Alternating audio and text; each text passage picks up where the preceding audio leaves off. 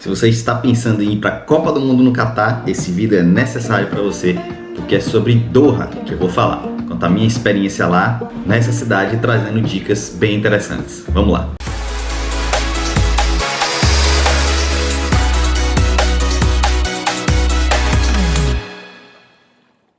Fala, meus bigodudos queridos, eu sou Vitor Ramos e esse é o canal Café com Bigode, um canal que fala tudo sobre viagens. Aliás, o meu primeiro vídeo desse canal foi justamente sobre o Catar, do tanto que eu gostei da experiência de visitar esse país. Mas sendo o primeiro vídeo, a edição tá tão tosca e o vídeo tão incompleto que eu resolvi refazê-lo, inclusive porque eu encontrei algumas imagens que à época eu não tinha encontrado ainda.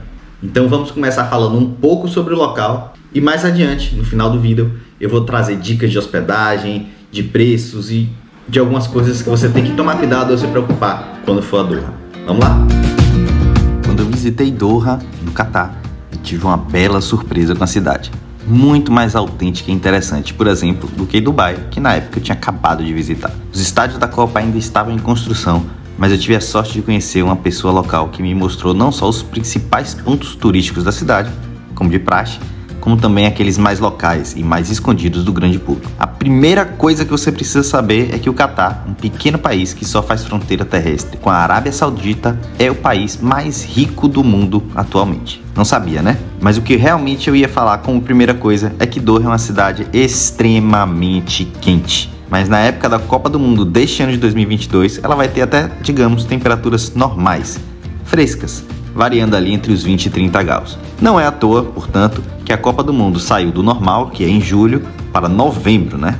Jogar futebol em julho por lá, por Doha, certamente causaria até mesmo algumas mortes.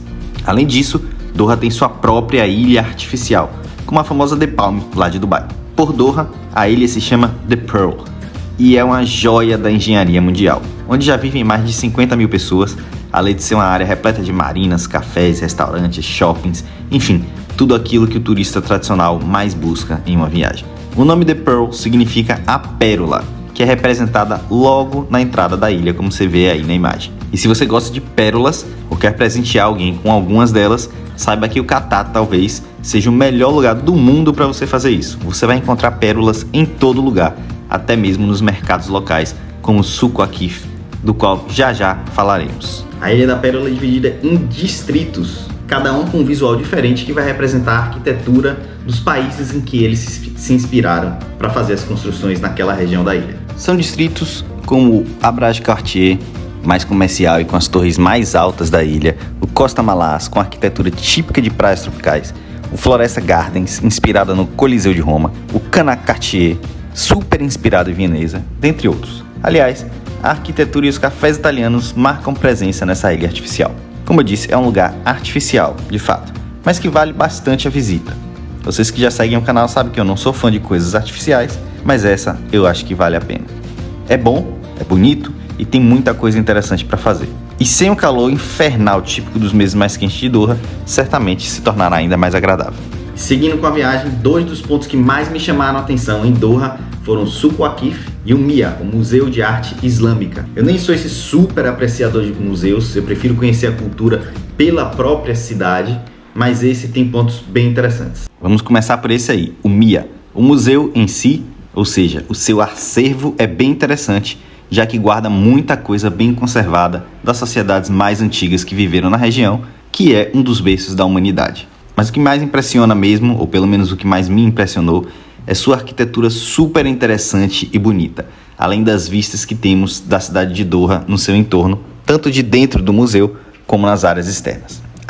E se você gosta de museus, aliás, mesmo se não gostar, vale a pena também visitar o Museu Nacional do Catar, que tem uma arquitetura também impressionante e fica bem pertinho do MIA. Esses barquinhos que você vê atrás de mim nas fotos, você também pode fazer passeios neles, ou ainda a pé pela Corniche, que é uma espécie de orla da cidade. Mas se você quer ter mesmo uma experiência local um pouco mais autêntica, você tem que visitar o Souq Waqif, que é o coração da cidade, já que é um mercado local a céu aberto, super antigo, onde os beduínos traziam suas mercadorias, como ovelhas, cabras e lãs, para trocar por itens essenciais. Uma grande vantagem desse mercado, comparado a outros do tipo, é que em Doha não há um assédio com os visitantes, como há em lugares muito turísticos, como a própria Dubai, Istambul e outros. E em segundo lugar, O Suco Waqif, apesar de um mercado local e aberto, é um local perfumado, limpo e agradável, com arquitetura tradicional muito bonita e bem cuidada. É lá também que você vai encontrar diversas falcoarias, que é um dos esportes mais tradicionais do Catar. É tão importante que lá no Suco Waqif mesmo, existe até mesmo um hospital de falcões, o Waqif Falcon Hospital. Por falar em esportes no Catar, um dos lugares mais inusitados que eu conheci nessa viagem foi um camelódromo. Isso mesmo, um autódromo para corridas de camelo. E o mais curioso do que isso foi que, do nada, 2 locais pararam o carro do meu lado, me perguntaram de onde eu era, e quando eu falei Brasil, ligaram imediatamente a Copa do Mundo, já marcada para o Catar na época que eu visitei, e me convidaram para jantar na casa deles, um jantar tradicional. No meio do nada, 2 locais muçulmanos no Catar me pararam e fizeram um convite para eu jantar na casa deles. Você aceitaria? Bom, não sei muito bem porquê, mas eu aceitei. E ainda bem que eu aceitei, porque foi uma daquelas coisas que ficarão na memória para sempre, tanto pela experiência, a comunicação com o povo local, como também pela comida excelente e pelo fato de que eles me mostraram todo o back-office, digamos assim, do mundo da corrida de camelos e também um pouco, ou até muito, da cultura local. Como eles comem, o fato da casa de jantar ser separada da casa onde eles realmente vivem e dormem e diversas outras coisas que talvez fique aí para um vídeo futuro. Aliás, as pessoas lá no Catar são super simpáticas e tem até uma pitada de ingenuidade, de tão simples que são no trato pessoal. Um outro ponto bem positivo de Doha. Mas é um país riquíssimo e localizado no Oriente Médio, cheio de petróleo. Você deve estar a se perguntar, cadê os arranha-céus tipo Dubai? Não tem lá? Pois tem sim, e proporcionam belas vistas, como você deve ter percebido até aqui e deve estar vendo aí nas imagens. Os arranha-céus de Doha ficam na região de West Bay, a mais moderna da cidade. Não é para isso que eu visito esse tipo de cidade, esse tipo de local e de país, mas tenho que admitir que a harmonia entre o novo e o antigo em Doha é muito bonita e interessante. Assim como eu falei sobre Baku, no Azerbaijão, que também tem um vídeo aqui no canal, e é uma cidade super interessante, vale a pena ver, e muito melhor do que Dubai, que preferiu esconder o seu passado quase que completamente, substituindo por um sem número de arranha-céus. Há quem goste, mas não é minha preferência.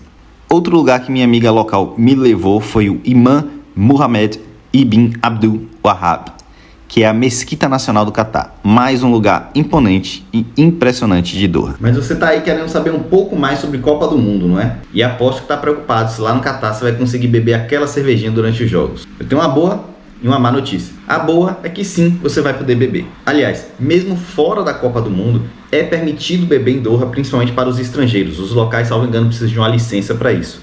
Mas você só pode beber em hotéis. Ao contrário de Dubai, que deu um jeitinho nisso, vinculando diversos bares e diversos lugares como se fosse um adendo de diversos hotéis, e depois foi flexibilizando essa regra, em Doha realmente você só vai conseguir beber dentro de hotéis, a não ser que isso tenha mudado exatamente para a Copa do Mundo.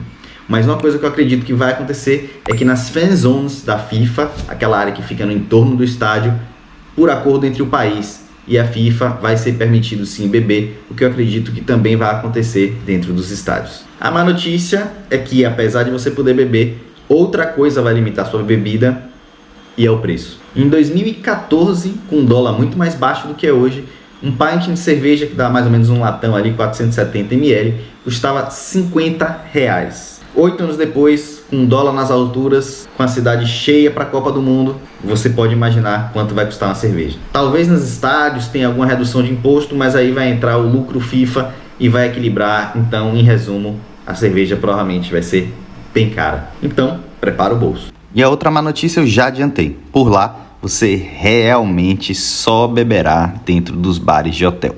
Não há muita opção fora isso.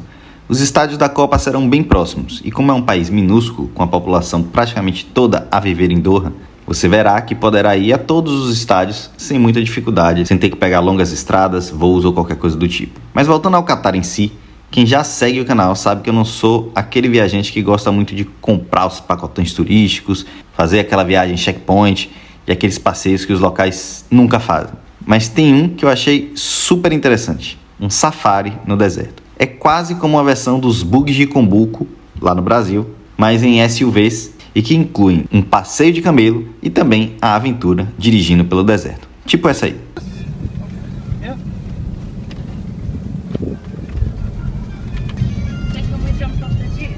soft and yeah, but you can jump. Okay, but I think it's warm.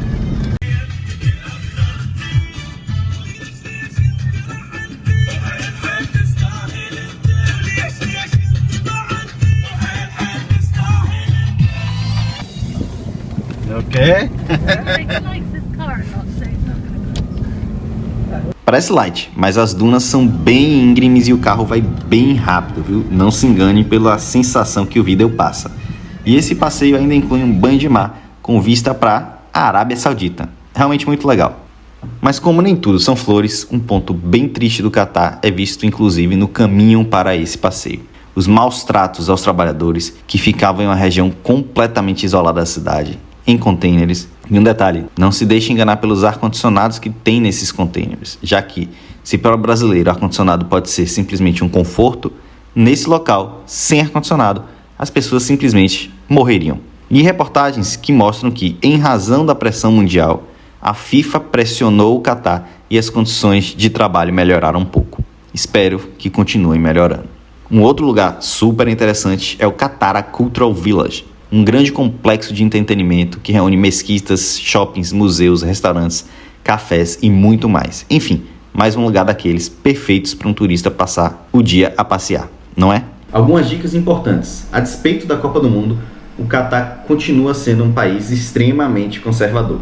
Se você já visitou Dubai e Abu Dhabi, por exemplo, e achou que são conservadores, Doha é muito mais. De Dubai para Abu Dhabi aumenta o conservadorismo e de Abu Dhabi para Doha aumenta ainda mais. Até porque Dubai já está extremamente ocidentalizada e com os costumes completamente relativizados, pelo menos para os turistas estrangeiros que visitam a cidade. Então, uma das dicas é: evite ficar olhando para mulheres que estão de burca, por exemplo, ou acompanhadas dos seus maridos, ainda que com a burca com o rosto à mostra, porque existem diversas gradações, pelo que eu percebi. Em algumas cobrem completamente o rosto, inclusive colocam a tela na frente dos olhos, outras podem mostrar o rosto e estão inclusive bem maquiadas, e algumas são forçadas até a usar umas máscaras horrorosas que praticamente deformam e impedem você de ver qualquer traço da cabeça da mulher. Então, tome cuidado com ficar olhando esse tipo de coisa, porque pode desagradar os locais. E você vai ver muito mais pessoas, muito mais mulheres de burca em Doha do que em Dubai e Abu Dhabi, por exemplo. Além disso, se você estiver acompanhado do seu namorado, namorada, evite intimidades em público. Ainda que seja aquela intimidade que para você nem chega a ser uma intimidade, é algo supernatural, para eles pode não ser. Então evite muito toque, muito abraço, beijo com certeza em público, para não ser olhado, para não ser assediado, para não ouvir reclamações, enfim, para deixar a sua viagem o mais tranquila possível. Para você ter uma ideia do quanto o Catar é conservador, a primeira vez que eu fui lá em 2014, mulheres poderiam visitar o país, mulheres estrangeiras no caso, mas só com autorização do marido e só se fossem casadas. Você precisava na época de visto, hoje em dia não precisa mais, mas as mulheres só conseguiriam esse visto se casadas e com autorização do marido. Mulheres estrangeiras. Daí você tira um pouco do quão é conservador.